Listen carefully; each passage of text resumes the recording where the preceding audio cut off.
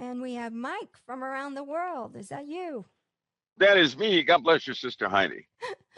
God bless you. How are you? I'm doing good. Oh, I'm on the hot seat tonight. Are you on the hot seat? Yep. Oh, we have lots of questions. So much is going on around the world. Can you help us? Let's go. Well, where do you want to start? Anywhere. Anywhere is fine. There's a lot going on, huh? Yeah. Can you tell us about Venezuela? Ooh, dark place. It's a Yeah. very dark place. Venezuela is. I think it's all coming to a head, but by the way, that area is a corridor. Um, Venezuela and all those Haiti, all those places up there. It's a corridor. It's a problem spot, a military problem spot.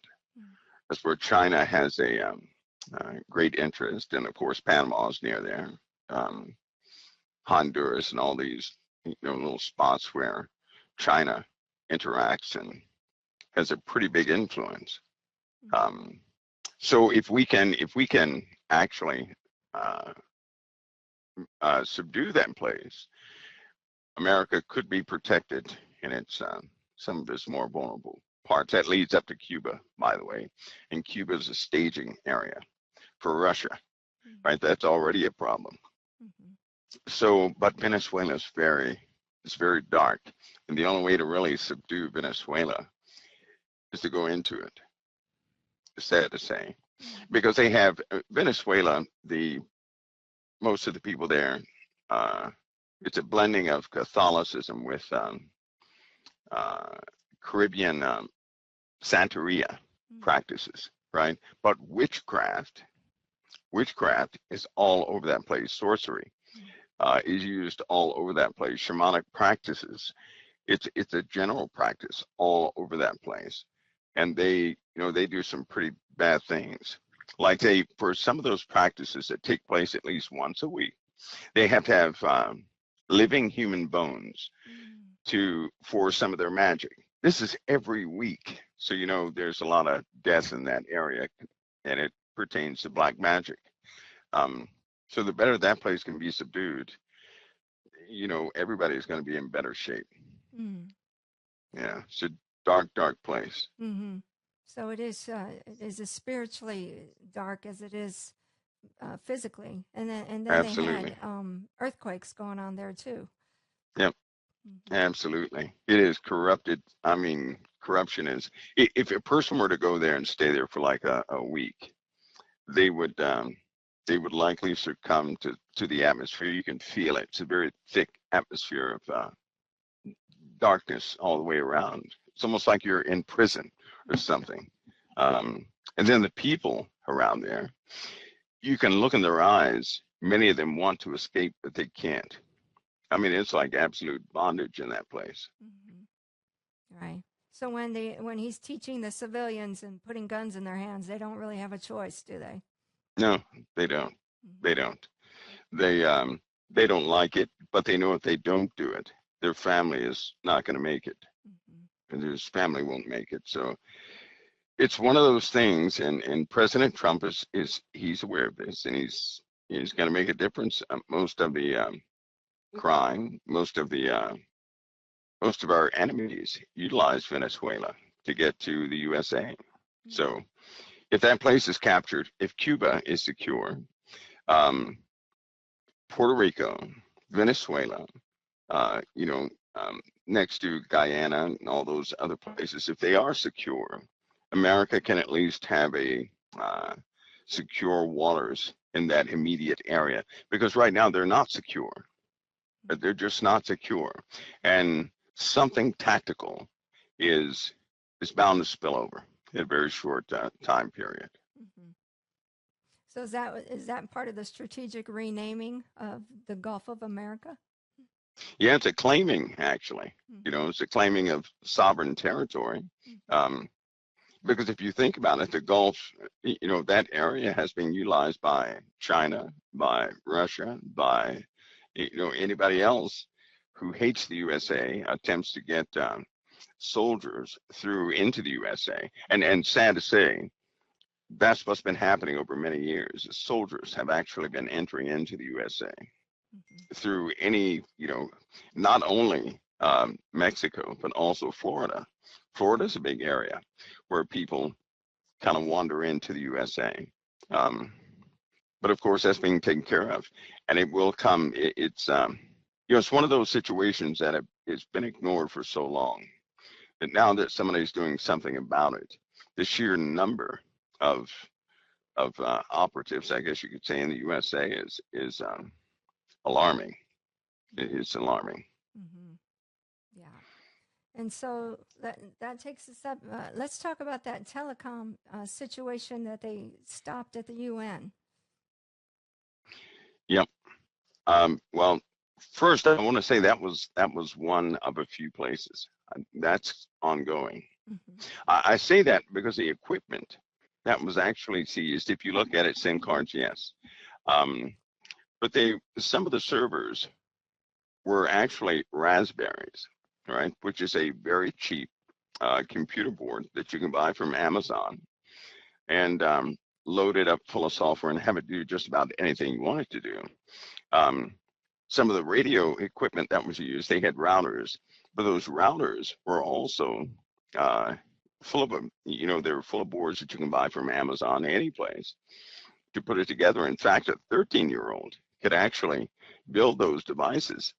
And that stuff being all over the world, that's not the only spot. It's not like that cost, billions of dollars to do.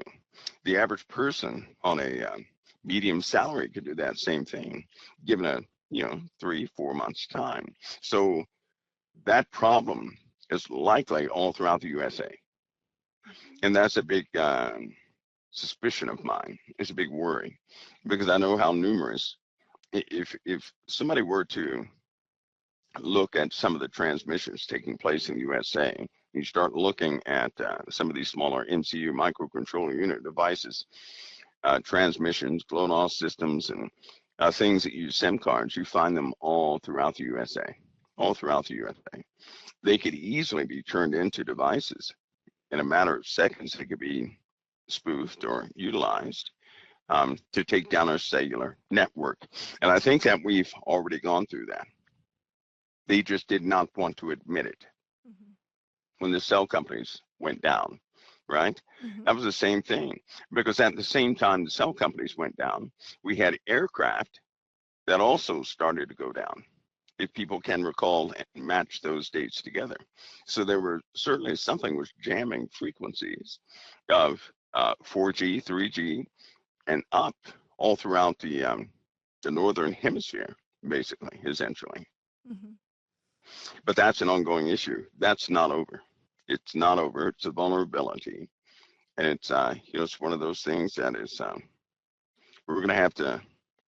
They're gonna have to tackle this very carefully, and it will come with some compromises, but it's going to enhance security, because I'll say it again. This is going to lead to the great hack. I'm going to call it the great hack, when people in America and Europe and NATO countries, France, Spain, Turkey, all these NATO countries are going to experience a type of digital hacking event in which people will call for biometric devices instead of passwords. Mm-hmm. They're gonna want to get rid of passwords. They're gonna want secure networks because it's gonna come with great loss. That's the other problem, right? They could potentially lose everything through hacking.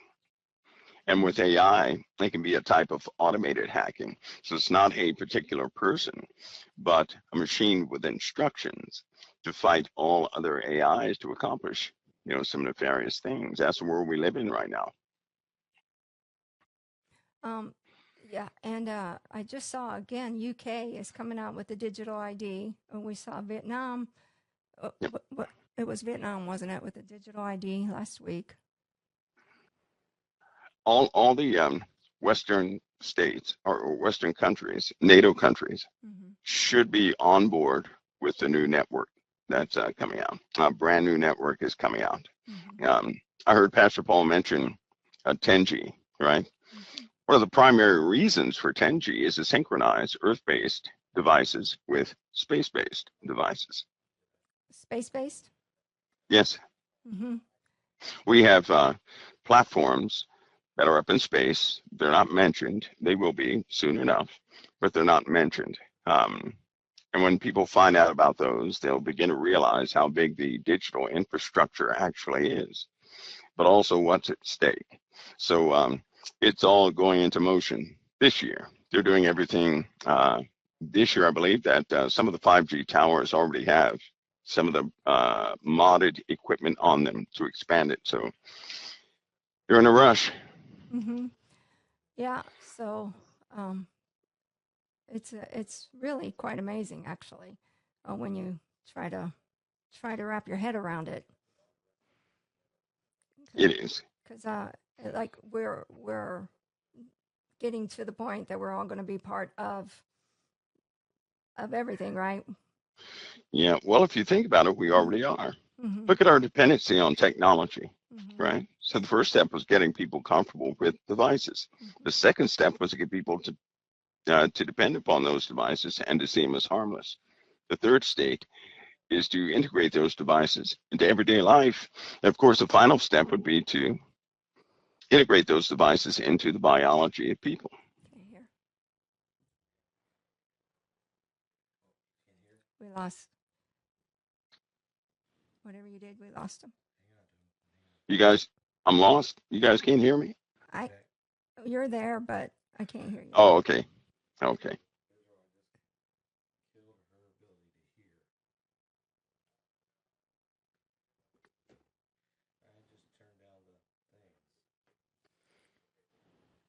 Okay, you there? Testing. Okay. I'm here. Yeah. I'm here. Now he's here. Okay, we're back. Yep, All we're right. back. Go ahead. I'm sorry, Mike. All right. Mm-hmm. Anyway, no, I was just saying about the uh, getting people ready for integration with digital devices. Mm-hmm. Here's one small thing, like television, right? Mm-hmm. Back in, I think it was like 2000 or something like that, there was a conversation about television, and they're doing everything they said they would do. First, there will be millions of channels, right? Right. So many channels, the person will not be able to really watch them all at once, and to surf through Hulu and all these other places, it's going to become quite redundant. So a different device is being developed that has something to do with the eye, and basically whatever your mood is, what you're thinking, or whatever your brain waves indicate, it'll start switching through streams to give you exactly what you want. But they know that people normally don't stay and watch the same television show the whole way through.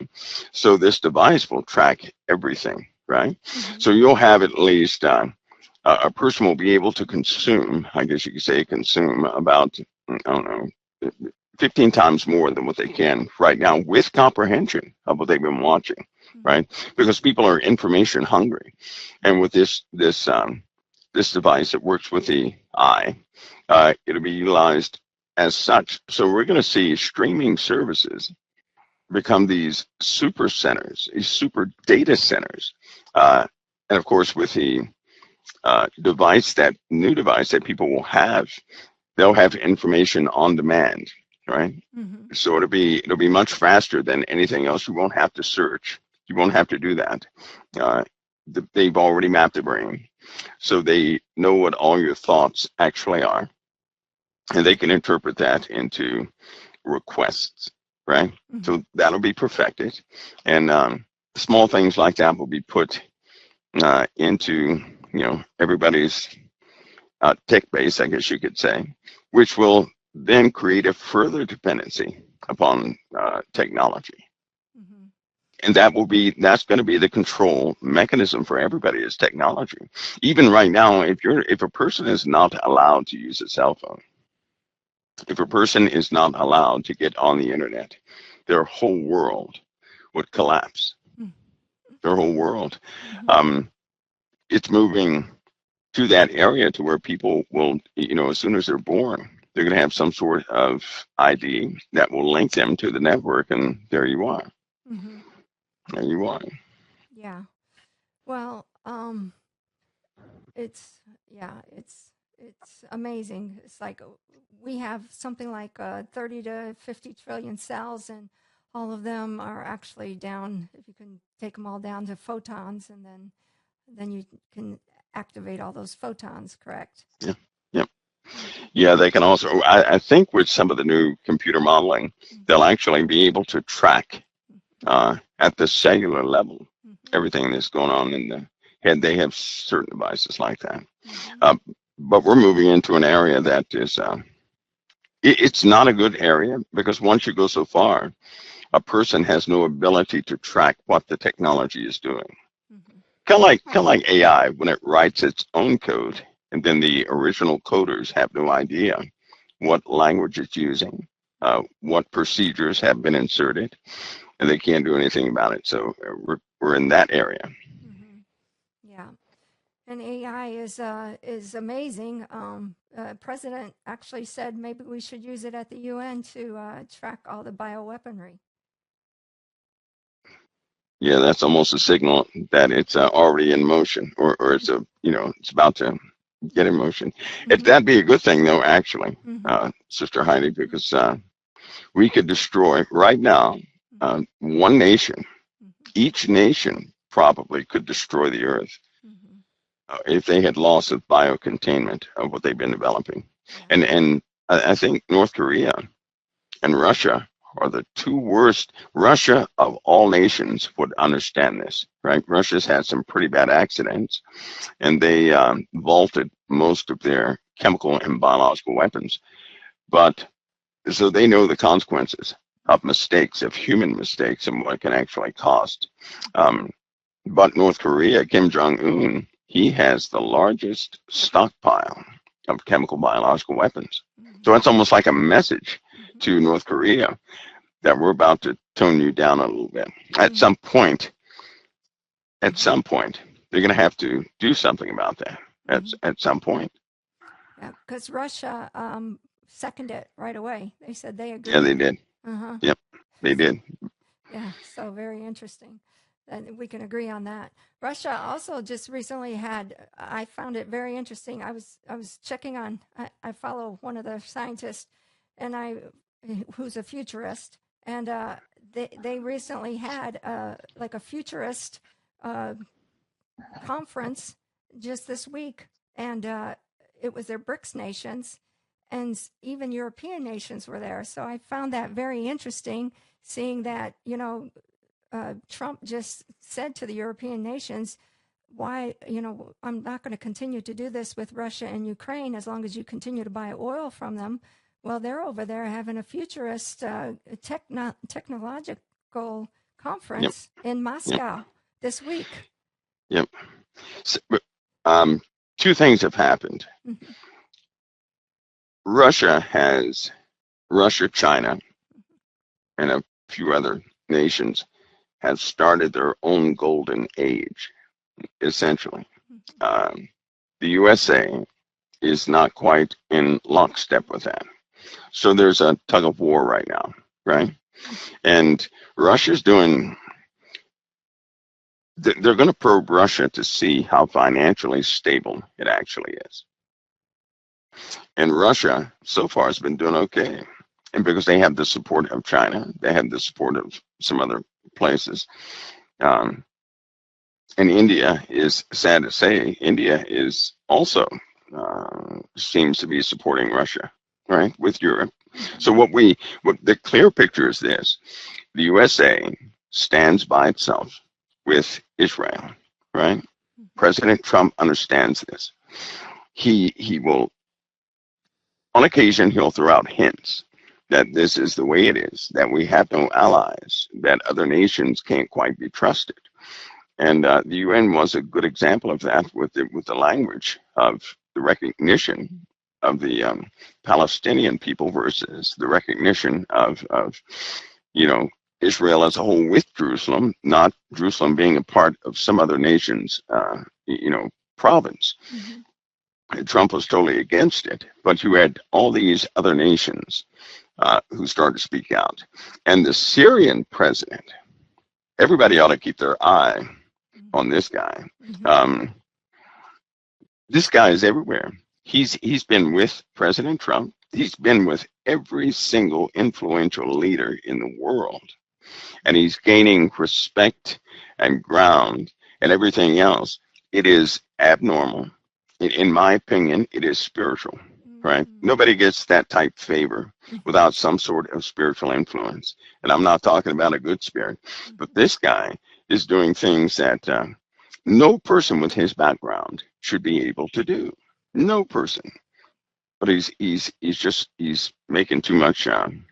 He's gaining too much ground in the hearts of these leaders, including our president. Mm, that's interesting. Yeah, that's interesting in a bad way. This Mm-hmm. guy's doing it fast. Mm-hmm. Yeah, he's not a good guy. Not at all. No, No, he's got a no, he isn't. terrible history. And I even seen that Trump was thinking about getting Bagram Air Base back. I hope so. You think that'll happen? Well, I hope so. Mm-hmm. I really do. In my heart of hearts, I know everything's going to align by way of prophecy. Mm-hmm. Uh, some of what is proposed to be done, because it contradicts with prophecy, I know is wishful thinking, but the attempt is commendable. But I think we're in a time where the pieces are putting themselves in final position, is what it looks like. Mm-hmm. I mean, this is beyond suspicion. This is, there are too many absolutes that are happening right now. And Israel's position, the whole world is calling for their disarmament, essentially, right? For Mm-hmm. them to be subdued. And we know that's only a matter of time. President Trump's the only thing holding back the other nations from doing anything. But I heard something very disturbing, Sister Heidi. Okay. Um, there was a conversation concerning President Trump. They said, just tell him yes. Tell him yes, appease him. Tell him yes. Tell him yes, and then we'll go forward. Just tell him yes. So, in other words, it's almost like by speech. They're going to deceive him by telling him yes to just about everything, right? Mm-hmm. Um, but that's not what they're doing behind closed doors. Just like you mentioned, the conference in Russia, Mm-hmm. you have these other nations who are supposed to be, uh, with NATO, doing things in the best interest of NATO, yet with what President Trump has proposed, not buying the gasoline, you have these same nations, joining conferences with Russia moving forward as far as the futurist conference with technology. It's a big statement. Mm-hmm. That means they're willing to be in the future with Russia, Right. and they're disregarding what President Trump is saying, so they have no intention of following through with what President Trump is proposing. So we have a world that's saying yes to the most powerful leader in the world, but in their hearts they're not with him. They're not, which means when his tenure is over, what happens then? Mm-hmm. Right. What happens then? These guys are setting up for something. It's almost like they're preparing for his departure.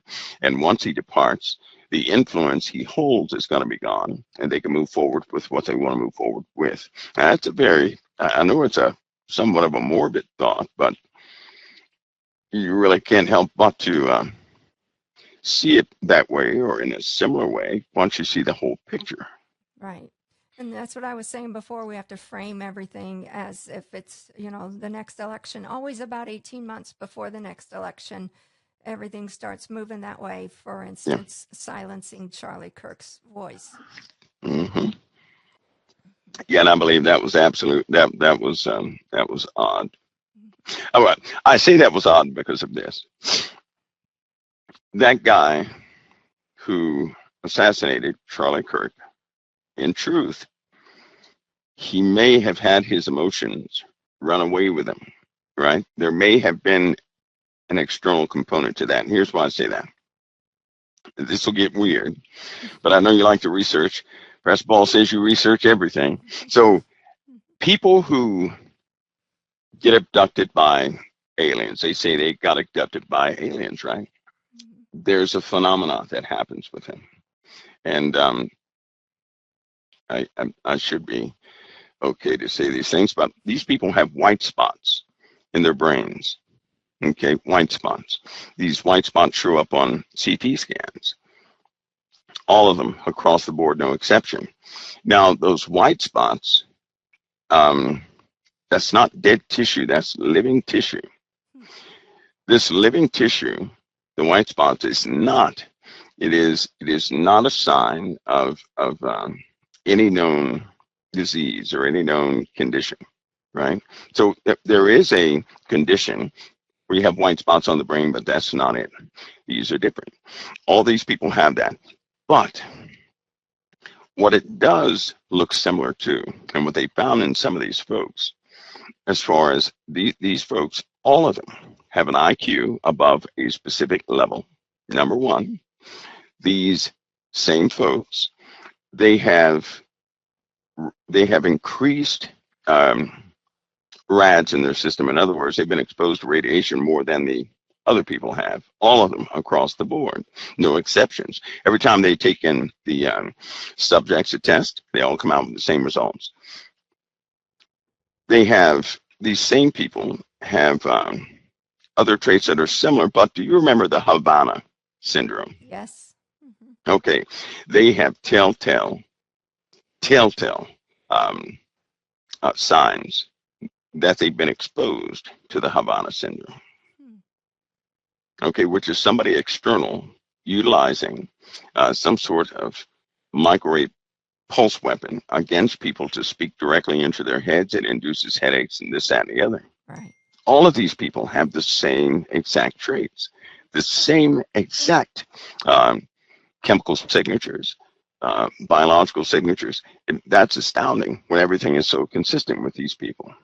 Every time they bring these people in and they get checked out, the same results come out, to those who really claim they have been abducted. Well, the Havana syndrome, it can often, people can speak in other people's heads and reinforce it in a weird way, and the person can be activated simply by prompts, maybe an advertisement prompt, maybe a message, right? Like Charlie Kirk, they could have said, well, they could have drilled that into somebody's head, anybody's head, and then that could have been the prompt to send somebody over the scales emotionally to make them do some things. This is done so effectively, it is spooky, right? And it's so effective that nations have safeguards against that now. They, of course, they didn't advertise that, but people can find it. I honestly believe that something like that could have taken place with this person who assassinated Charlie Kirk. I believe there are external components involved. I believe they're ultimately after President Trump. And I think that President Trump understands that. I think his defense team understands that. But it's getting worse, which leads me to believe there's an active attempt to implement some sort of new global standard, right? A global standard that will quickly come into play once certain figures are moved out of the way. And only prayer can halt that. It's not going to be stopped by conventional means. I honestly believe this is a spiritual thing, and it can only be stopped by intercession. Nothing else is going to stop it. Nothing else. These guys are committed, and they are relentless. Because these assassination attempts, as an example, they will not stop. They're not going to stop. They will not stop. Yeah, and they're all starting to look very much like each other too. I don't know if you chalk it up to copycat or if you chalk it up to somebody's arranging things. Yeah, I would say somebody's arranging things. A copycat is one thing, right? But to be so effective twice. But then here's another telltale trait of Havana syndrome is that there are active things you can do when the event is taking place to cause a person to have cloudy thoughts, as though they have somehow they can deplete vitamin B12 in the system of a person to make them believe that, to make their thoughts kind of fuzzy. So they see somebody on the roof and they say, is that somebody on the roof? But they have no energy, no enthusiasm to do anything else but to see the person. I find that strange. If you went to an event for the president and somebody's laying down on the roof, why would anybody say, is that somebody laying down on the roof with a rifle? Mm-hmm. Really? Is that they of course they would do something. So something else was happening there too.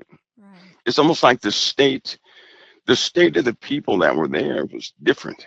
Mm-hmm. It was just different. Yes. Interesting thing. The Aviv Clinic here in the villages actually was treating Havana syndrome. Hmm. Yeah. So just Yep. just FYI. They're very fascinating. But anyways. Hmm. So what about Pete Hegseth calling everybody to Quantico? What's going on there? All the generals. Well, everybody has to be on the same sheet of music. Mm-hmm. How about that? Okay. It's a, there has to be a at some point somebody has to ask the question. Are you loyal to the commander in chief or not? Mm. You can't, because you have a lot of folks in there Mm-hmm. that are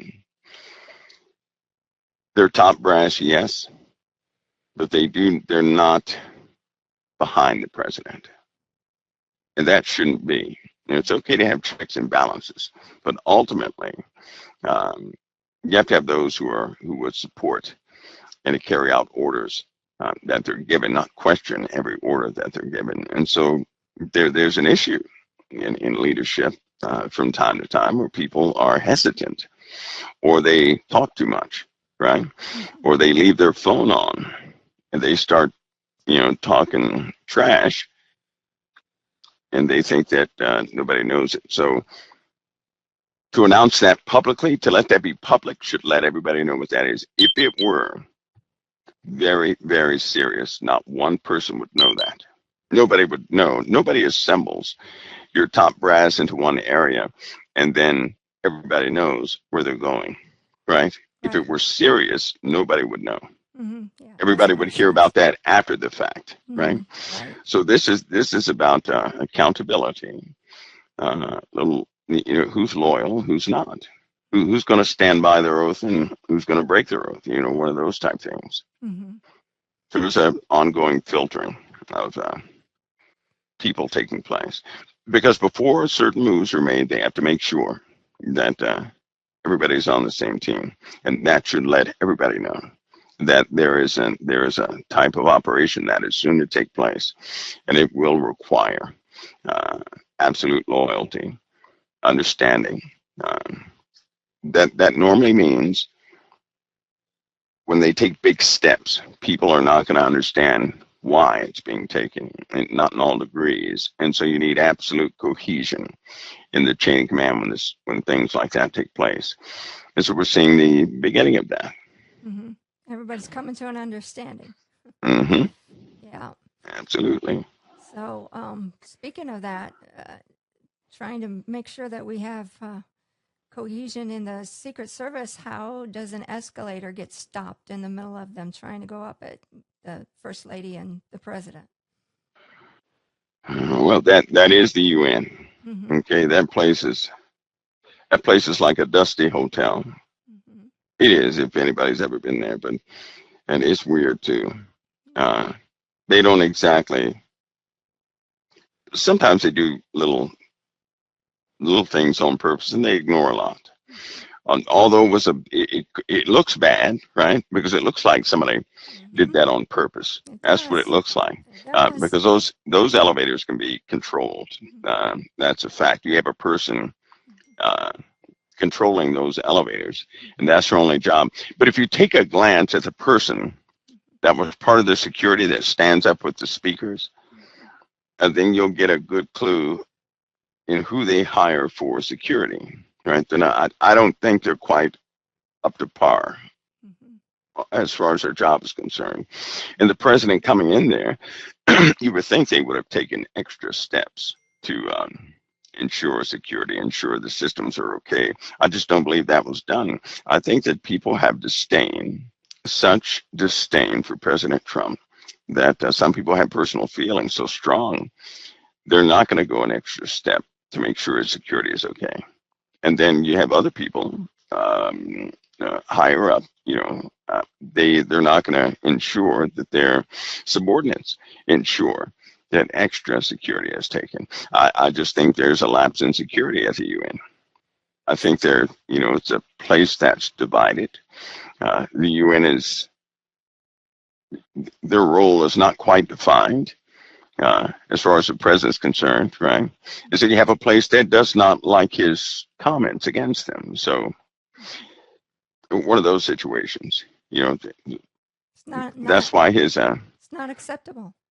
No, it isn't. It isn't. And but they know that.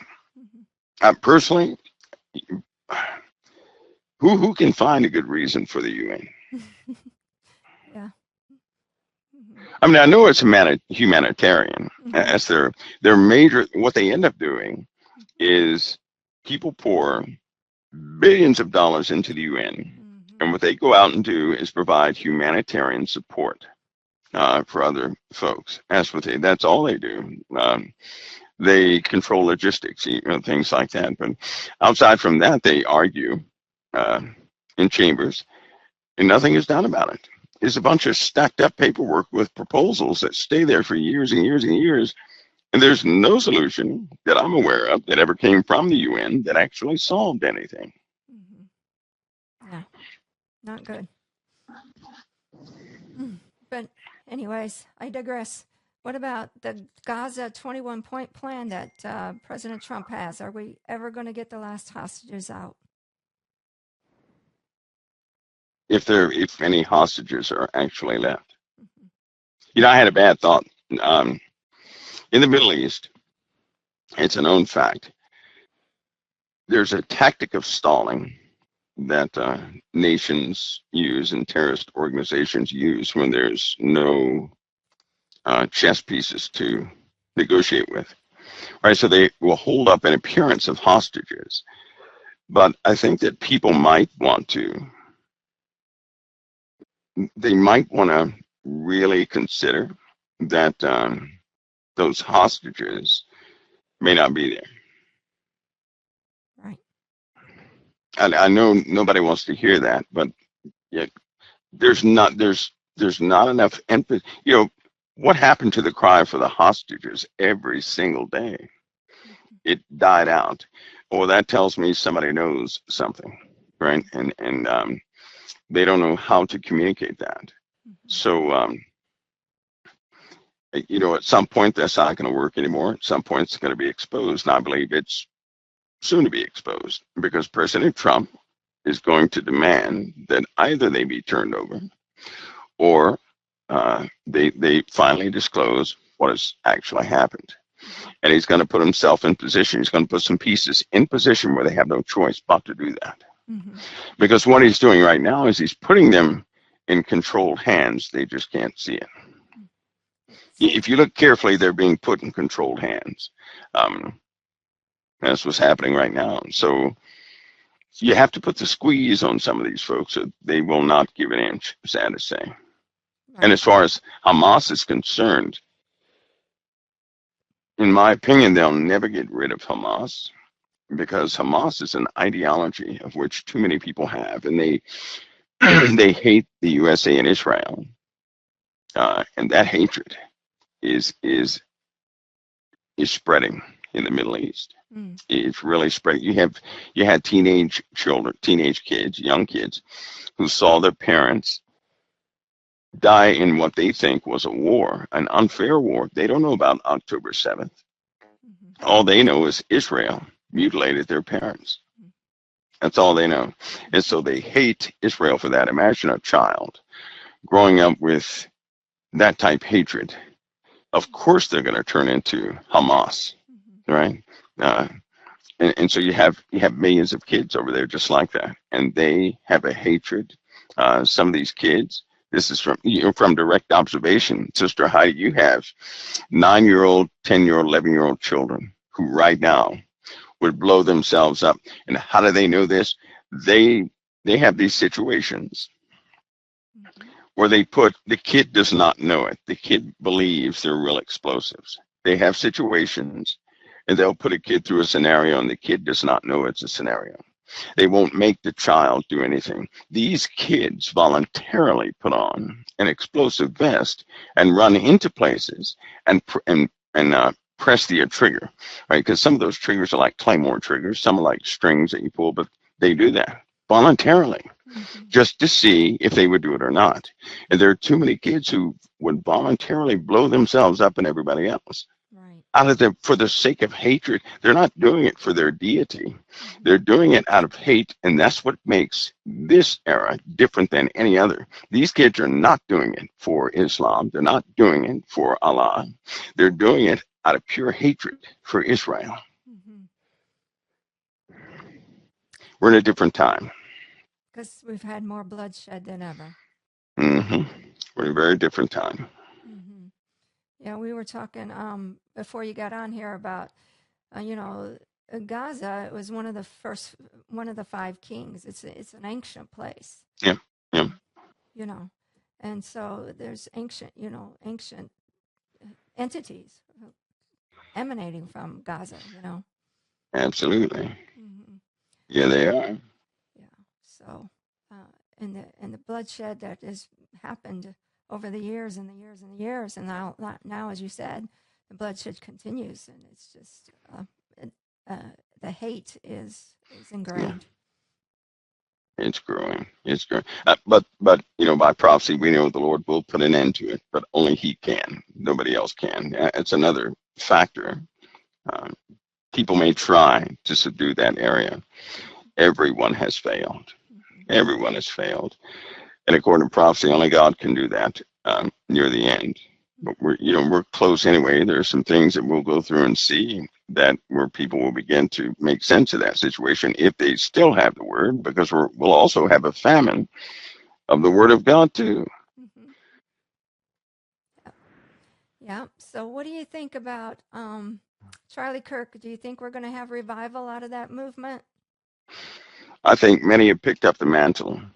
A lot of people, I take a lot of heat for things like this. I do, because I like to tackle the tough things. A lot of people thought that Charlie Kirk was racist or something, right?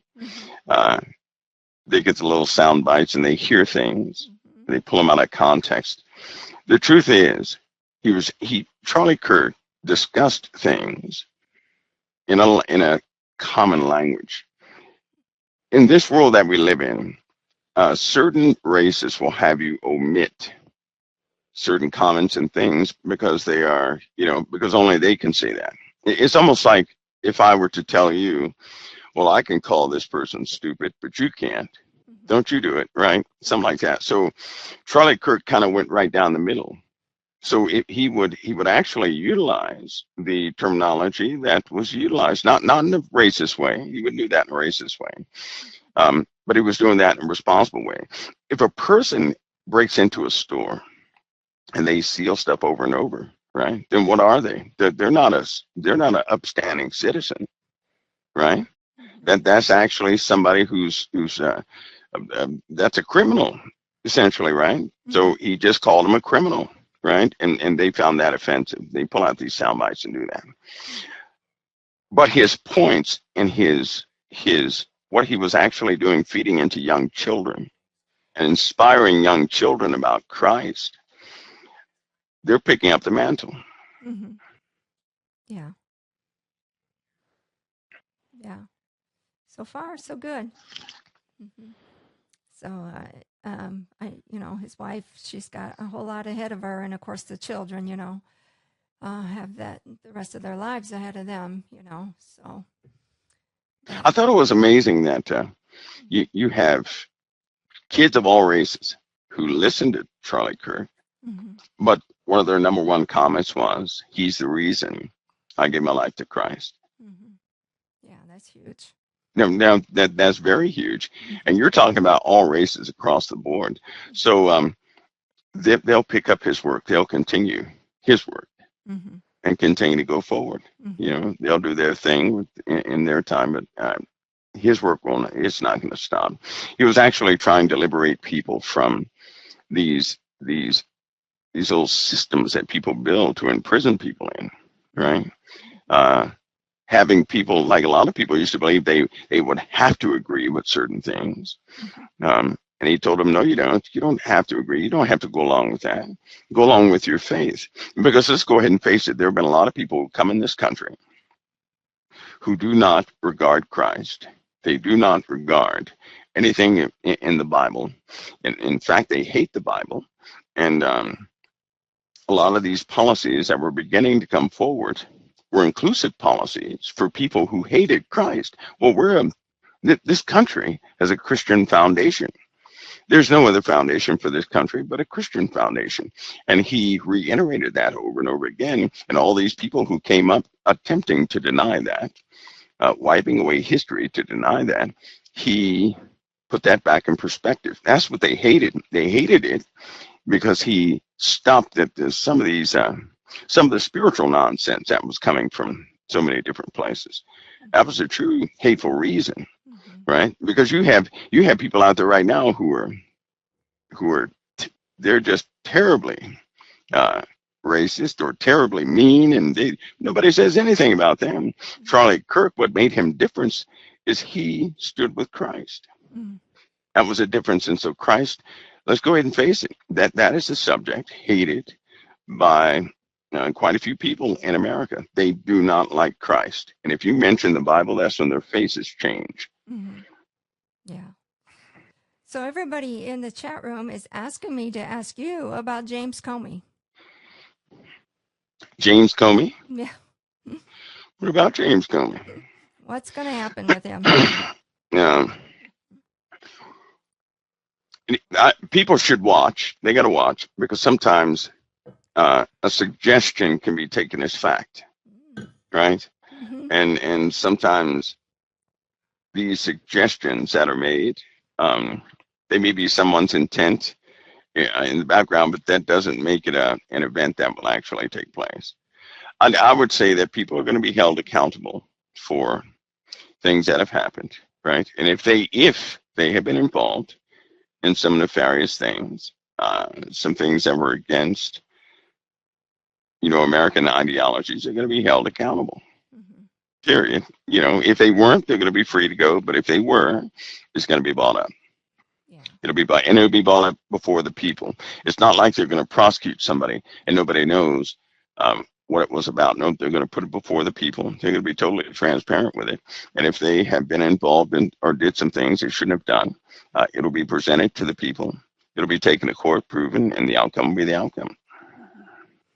After a while, I just get tired of my tax dollars going for all this legal stuff. Yeah.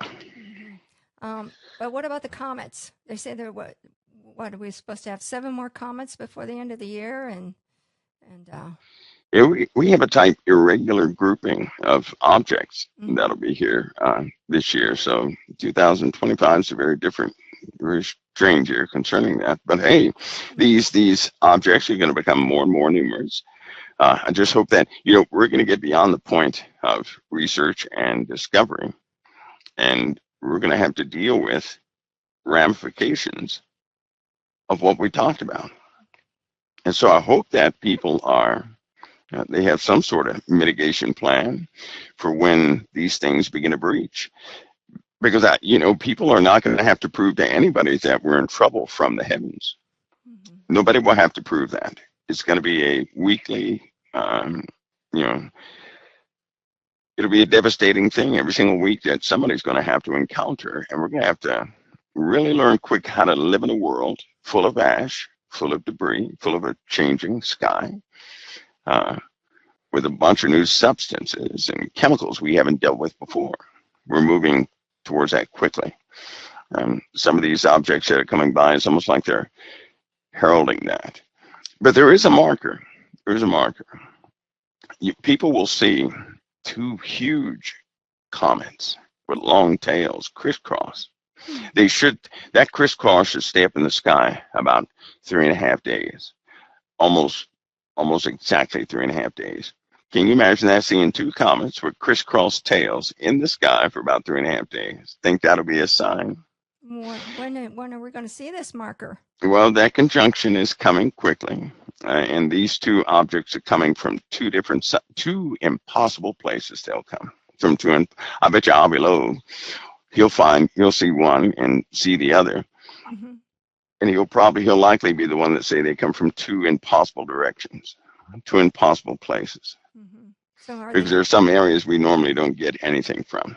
are they interstellar? Stellar? Is that what you're saying? Yep. Yeah. Yeah, they're not local. These are not local.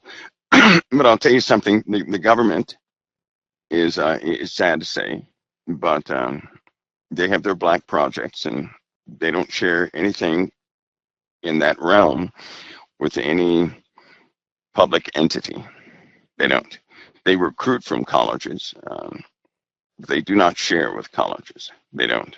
That should have been painfully evident with some of the arguments that Avi Loeb brought forward, right? Mm-hmm. And some of these other guys that are speaking about some of the UAP phenomena. Mm-hmm. They don't like to share. So it's almost like everybody's on a different sheet of music. And on occasion, there are people who get to see all types of information from all sides, and they can put it together. Mm-hmm. On occasion, that happens. Mm-hmm. So what about the comet, the obvious comet, what is it, 3I? I hope they catalog it. Mm-hmm. I hope they get to learn everything about it. Here's why: if we have nations, here's a grounded reason why we have nations that don't exactly like us, right? So it would be good if we could identify all types of things that fly in space so that we don't misidentify something, right? Mm-hmm. And the more we know, the better we're going to be able to identify and mitigate any type of activity up there that shouldn't be up there. We have a lot of satellites up there. There are a lot of space-based platforms in space. I mean, it would blow your mind how many space-based platforms we actually have up there. Elon Musk, his is like mid, call his, I don't know, lower altitude objects. But in the higher altitudes, we have a lot of stuff up there. Mm-hmm. A lot of things that people would be shocked to know that we have up there. And the more we can identify, the faster we can react to things that are truly unidentifiable or things that could, hurt us in the long run. Mm-hmm. Yeah. In fact, I was studying out, like I said, one of the Russian scientists I've been following, and they have these nano libraries, which I knew that they took the nano Bible and put it on the bear's sheet. The rocket that went from Israel. But apparently they have all these libraries all over space and deep Earth, and deep within the Earth in several places. So that's quite fascinating. Mm-hmm. Or they call them the authorization or the rites of passage text, I believe they call them, or something like that. Mm-hmm. Incantations. Some of them have incantations. It's the reason why they name certain spacecraft. They put certain symbols on them as a rite of passage. Mm-hmm. So you're dealing with the ancient world. Something of the ancient world goes on everything that flies. Mm-hmm. Now that's interesting. Mm-hmm. Anything that flies, you're going to have ancient symbology on there. Mm-hmm. Yep. And SpaceX also helped get some of those rockets where they needed to go with the libraries. Yeah. Mm-hmm. Yep. Mm-hmm. Yeah, we're a lot further along. If you start looking into that stuff, it will take you down a weird road, but then you find out some of that weirdness is quite common. Yeah. It's just that it's just not, popular knowledge, or a lot of people just don't know about it. Mm-hmm. Yeah, it's very interesting. In fact, you can sign up and have your name in the library if you want. Yep. Nope. Not I. Yeah. I want my name in the book of life only. No other books. There you go. The books are open right now. Yep. We're in the 10 days. That's right. That's right. That's right. Yes. Yes. All right. Well, you know what? We got to pray for Pastor. He's had that jaw surgery, so he's kind of suffering tonight. But Mm. we thank you for coming on and putting up with me today. You're Heidi. You're like a school teacher. I keep telling you, I have to be on my toes. With that. And Pastor Paul went around to save me. Yes. He's a good guy. It's an honor, though. It really is an honor. Mm-hmm. It's an honor. Yeah. He's my wingman. He's here. You just can't see him. I will say one thing, though, Sister Heidi, Mm-hmm. to your audience. The audience will soon see what's happening in the world, right? Mm-hmm. It is the responsibility of the body of Christ to take care of the restaurants where you get good food, right? So it's their responsibility not to let the restaurant fail, which is your ministry and other ministries, or don't let them fail. That's the responsibility of those who eat at that. If I eat at a restaurant and I like the food, I'm going to make sure it never goes anywhere, right? Mm-hmm. It's their responsibility. And I say that because it's there are activities in the earth that if people are not careful, it'll just slip their mind and they will assume a lot, not knowing the facts. And once you start assuming, you can become a bit cold or reluctant to do things. And God does love a cheerful giver. And a cheerful giver is one that has a desire to see something go further, right? Also, Yes. the last one is, if you want better food, provide for the restaurant, and you'll get the best food that could ever be delivered. And the Lord does that because any vessel, and if the people look to a certain direction for anything, and they start to sow into that place, God will supernaturally fill that place up for the exact thing they need. That principle I know very well. Mm-hmm. The Lord will do it every single time. Amen. Yeah. Amen. Thank you for that. Well, Sister Heidi, Mm-hmm. God bless you, and Pastor Paul. Get well, brother. Yes. All Tom, right. don't say anything. Yeah. I can imagine. I'm rubbing my jaw. Yeah. I can only imagine. Yeah. They dug in there for 3 hours and then gave him a Mm, bone graft. So yeah. Mm-hmm. okay. Mm-hmm. Ouch. Yeah. Mm-hmm. But thank you so much for being with us tonight, and we always thank you for all of the knowledge that you give us.